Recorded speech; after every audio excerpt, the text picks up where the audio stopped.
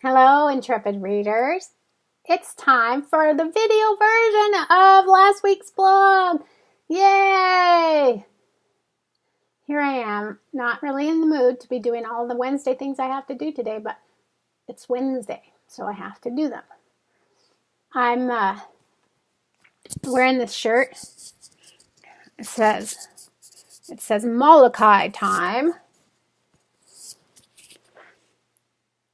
Whenever you decide to show up. This is ironic. This shirt is ironic for two reasons. Number one is I'm really pretty anal about time. Like, it annoys me if people just show up whenever the heck they want to show up. I kind of think if you say you're going to be somewhere at a certain time that you should be there. And so that's irony number one, this shirt. Irony number two is where this shirt came from, which is from my sister who went to Molokai and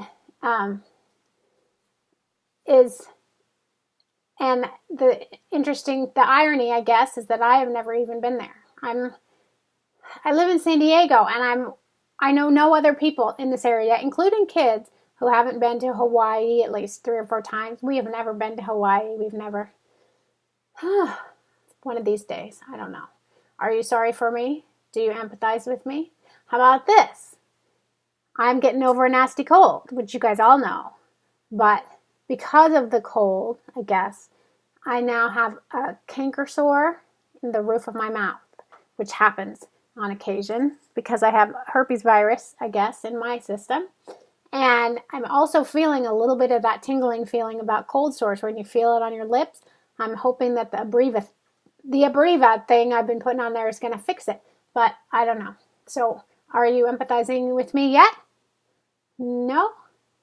Okay, well, today's blog is about empathy, and my question is, the mystery is it overrated? Is empathy overrated? Now, I should tell you from the get-go that I don't really believe that empathy is overrated. I believe that empathy is crucial to our existence on this planet. Our ability as people to put ourselves in the shoes of other people and try and understand it is crucial. But man, oh man, I've been asking the question, and I'll tell you why. All right, so last week there was this news story on Extra or one of those celebrity news stories, I don't know. Or Inside Edition, maybe that was it. Inside Edition. So Deborah Norville, an Inside Edition, is doing a news story about this mom who 20 some odd years ago apparently put one of her 2 babies in the oven. I'm not kidding. This is a real thing. This is a real story about a real person who put one of her babies in a hot oven. I can't remember the year. I'll look it up. But anyway, this baby is grown now. She survived the oven, being put in the oven. She has severe burns. She had 17 odd surgeries. The mother went to prison. Logical. That seems to make sense to me. But now she is up for parole. And the story was about the daughter and her sister are in this humongous fight now because the sister wants to support her mother getting paroled because she's mentally ill, because she's sick and she wants her mother to get help. The sister who got burned in the oven doesn't want her mother to get paroled, which is not a big surprise to me, but anyway, that is my question. All right, the story really disturbed me. Like I couldn't get it out of my head. I still can't get it out of my head how a mother could put her child in an oven. All right, but so then I'm working on the empathy. I always try to put myself in another person's shoes. And so I'm trying to put myself in the shoes of all 3 of these people.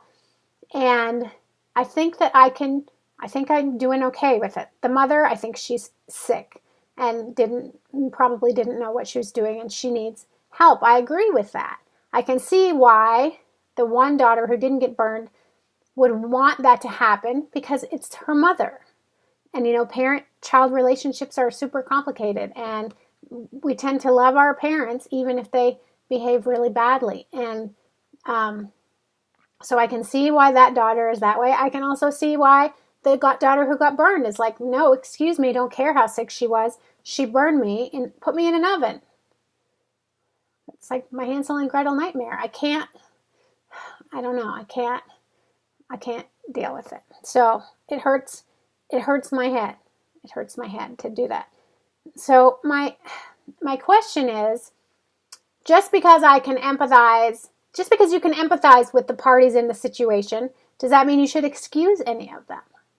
Like, I can empathize with the mother from a mental illness arena, from an understanding of how neurologically she could have been. She is sick. I can empathize with the daughter who's not burned because it's the mother. I can empathize with the daughter who is burned. And that hurts my head too. I don't even want to think about that. So anyway, I can do it. Do you think that I should do it? And is it overrated? And I don't know. And the whole thing is messing with my head. And the thing is, I don't think this particular story puts me in a very good light either, because I'm trying to think from the point of view of a parent of children. So say my sons, one of my sons did something awful. Would I be able to, what would I do? If, and of course I don't think they ever will, but what if one of my sons did something horrible? I say I love you to my sons every day, multiple times a day. And then we have this little thing that we do where we say, when? I say, I love you. And they say, I love you too. And then I say, when? And they say, always, or forever, or depending on the moment and the parent. That's the answer. When do I love you? Always, or forever. And then now my latest thing is, no matter what. I love you always, forever, no matter what. And I think it's really important that they understand that. And they know that they could do something pretty bad. God, I'm not put someone in an oven. I don't know. So they could, yes. If they did something horrible, I would still love them. No question. I would be angry. I would be furious. But of course, I would still love them all the time. And God, it just hurt. The whole thing just hurts my head.